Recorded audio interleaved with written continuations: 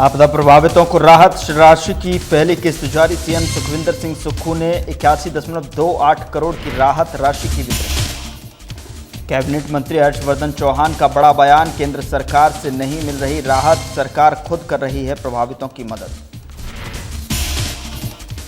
CM Sukhvinder Singh Sukhu पर बरसे BJP प्रवक्ता राजेंद्र राणा, कहा 3 साल में क्राइम स्टेट बना हिमाचल, कानून व्यवस्था भी हुई ठप।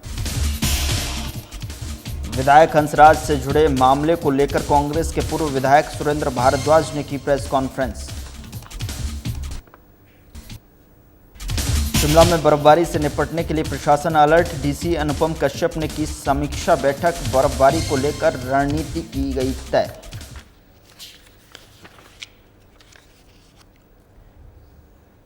नमस्कार, मैं हूं आपके साथ गौरव राजेंद्र। बुलेटिन की शुरुआत करते हैं। सीएम सुखविंदर सिंह सुक्खू ने सोमवार को मंडी में आपदा प्रभावितों को राहत राशि की पहली किस्त जारी कर दी है।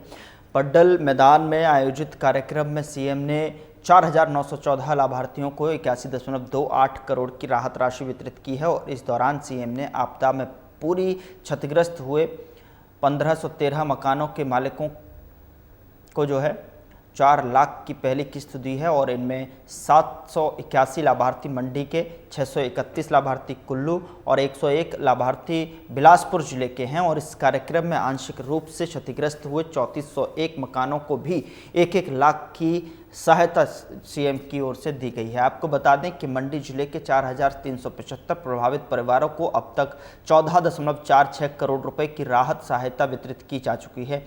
इस मौके पर सीएम ने मधुमांडव और का पहल का भी शुभारंभ किया है और इस पहल को मुख्य रूप से जिले के आपदा प्रभावित क्षेत्रों में शुरू किया जाएगा। इसके तहत प्रभावित परिवारों को मधुमक्खी पालन को आजीविका के साधन के रूप में अपनाने के लिए प्रोत्साहित किया जाएगा। कार्यक्रम के दौरान सीएम ने सराज विधानसभा क्षेत्र के पंगलूर में बाढ़ में अपने माता पिता को गंवाने वाली एक बच्ची को भी 7.95 लाख रुपए का चेक प्रदान किया। साथ ही बच्ची के लिए 21 लाख रुपए की अतिरिक्त वित्तीय सहायता की घोषणा भी की है। उन्होंने कहा कि प्रदेश सरकार हमेशा बेटियों के साथ है। आपको बता दें कि कार्यक्रम के दौरान सीएम ने आपदा राहत पैकेज को 7.70 लाख से बढ़ाकर 8 लाख रुपए करने की घोषणा की है। घरेलू सामान खरीदने के लिए 70,000 रुपये की जगह अब 1 लाख रुपए मिलेंगे और इस तरह कुल 8 लाख रुपए आपदा प्रभावितों को अब मिलेंगे।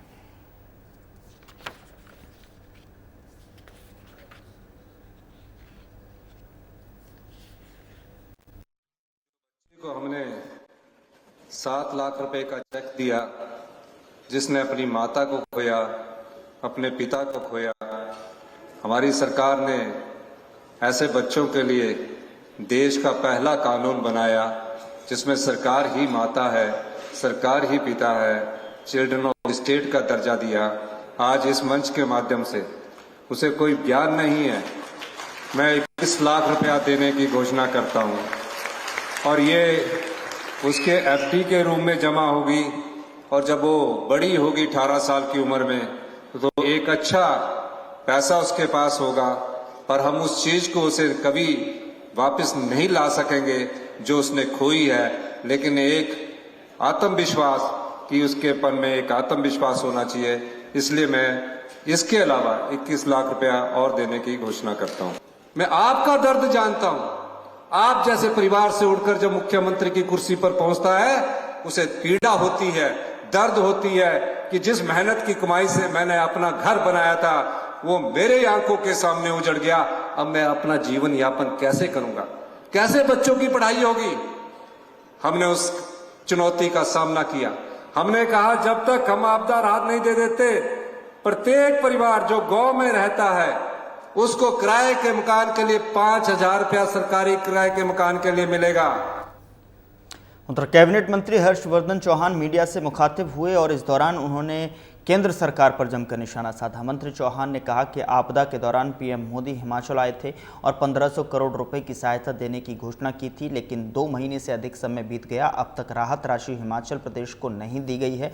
उन्होंने कहा कि प्रदेश सरकार अब केंद्र की सहायता का इंतजार नहीं करेगी, राज्य सरकार खुद प्रभावितों की मदद कर रही है। उन्होंने बताया कि जो लोग टेंटों या फिर किराए के मकानों में रह रहे हैं उन्हें 5,000 हर महीने की सहायता दी जा रही है।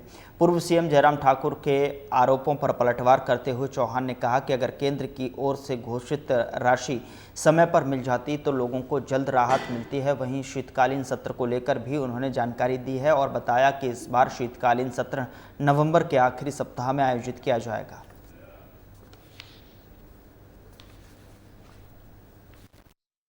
निश्चित रूप पे प्रधानमंत्री जी आपदा के दौरान हिमाचल प्रदेश में आए और उन्होंने 1500 करोड़ रुपए देने की घोषणा की है, जबकि उनकी घोषणा को 2 महीने से अधिक समय हो चुका है।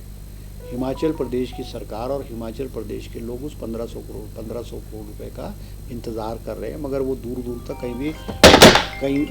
तक जो है कहीं भी जो है वो नज़र नहीं आ रहे हैं। मगर अब हम हिमाचल की सरकार जो है वो मोदी जी के 1500 करोड़ रुपए का इंतज़ार थोड़ी करेगा। आज लोगों को इमीडिएट ज़रूरत है। सर्दी का मौसम आ रहा है, बहुत सारे लोग जो है बेघर हुए हैं, टेंट्स में रह रहे हैं, तरपालों के में रह रहे हैं, या टेम्परेरी जो किराए के मकान पे सरकार ने किया है कि जो शहर में रह रहा है उसको 10,000 रुपये महीने का किराया उसको सरकार देगी और गाँव में 5,000 रुपये महीने का किराया देगी। तो मगर वो परमानेंटली उनको बसाना पड़ेगा। अब हम इंतज़ार थोड़ी करेंगे। मगर आज मुख्यमंत्री जी ने 4-5 ज़िलों के जो आपदा राहत में जो लोग हैं, जो बेघर हुए हैं, उनको आज चेक मुख्यमंत्री जी ने दिया है। बहुत अच्छी बात है, खुशी की बात है। और हम इंतज़ार और हम उम्मीद करेंगे प्रधानमंत्री जी की घोषणा जो है वो जल्द पूरी हो और हिमाचल प्रदेश को उनके पैसा दिया गया हुआ पैसा जो हिमाचल प्रदेश को आए, ताकि हमारा राहत कार्य में जो है और तेज़ी आएगी।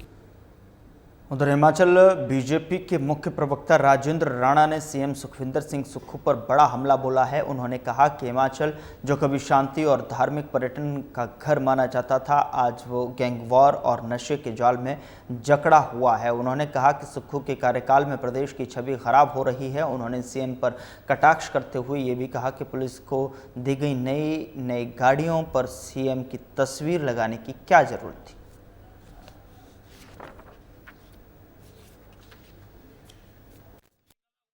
हिमाचल प्रदेश सरकार में व्यवस्था परिवर्तन में एक नई और कहानी शुरू हो गई है कि अभी पुलिस के लिए कुछ गाड़ियां खरीदी गई।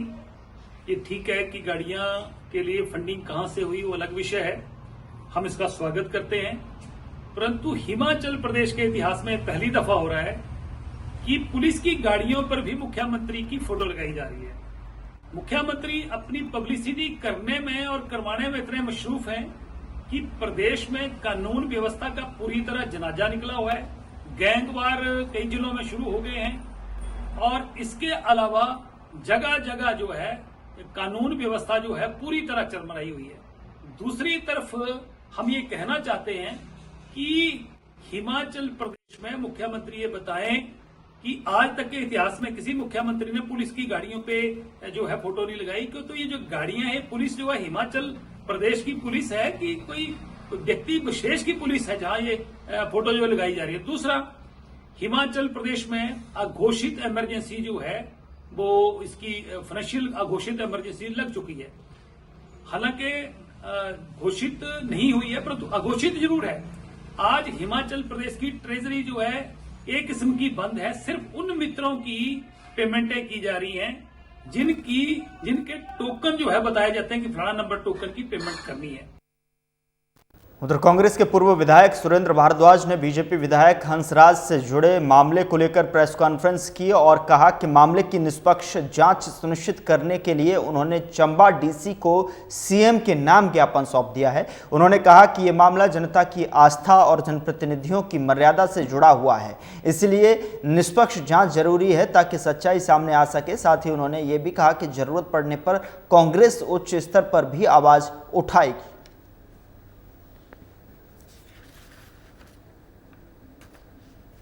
यह 4-5 दिनों से चंबा में श्री हंसराज जी का प्रकरण बहुत ज़ोर से चल रहा है और उसने जोर काफ़ी पकड़ा हुआ है।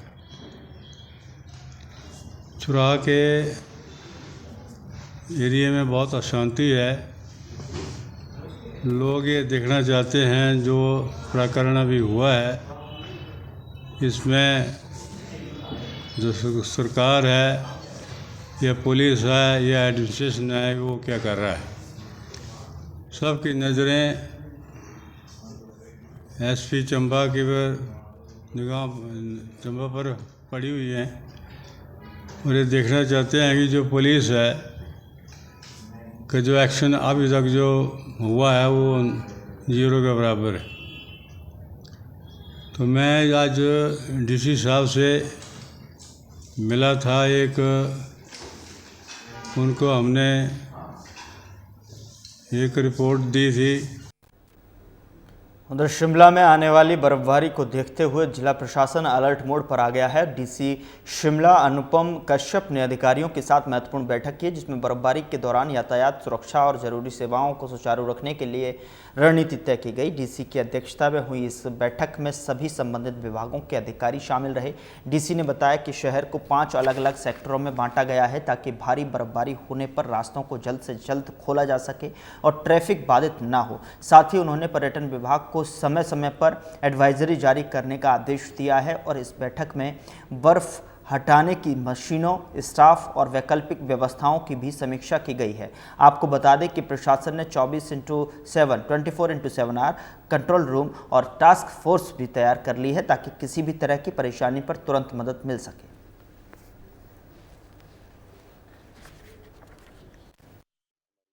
सर्दियाँ आती हैं, बर्फबारी होती है,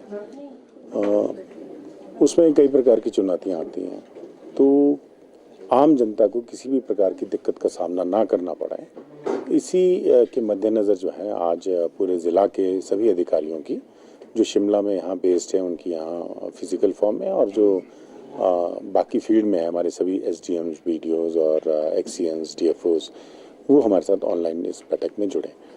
इस बैठक में किस प्रकार से सही जो यातायात का प्रबंधन है, लोगों के आवागमन में कोई दिक्कत ना आए, पर्यटकों का यहाँ आना रहता है, किसी प्रकार की दिक्कत का सामना उनको ना करना पड़े, और यदि बर्फ़ पड़ती है तो किस प्रकार से बर्फ़ को जल्दी हटाया जा सके, पाला पड़ता है तो उसको कैसे हटाया जा सके, लोगों को किस प्रकार से एडवाइजरी जारी की जाए, कौन से एक एप्लीकेशन फॉर्मेट का इस्तेमाल किया जाए जिससे जनता को एक ही प्लेटफॉर्म पर सारी जानकारी मिल सके। उस संबंध में इसमें एक टास्क फोर्स बनाई गई है, कंट्रोल रूम है, 24/7 फंक्शनिंग करेगा और क्योंकि कैपिटल है राज्य का, हमारी राजधानी है शिमला, तो यहाँ पर किसी किस्म की प्रॉब्लम ना हो, तो इसलिए जो है इसको भी जो है वो 5 सेक्टर्स में डिवाइड किया गया। फिलहाल बुलेटिन में इतना ही। नमस्कार।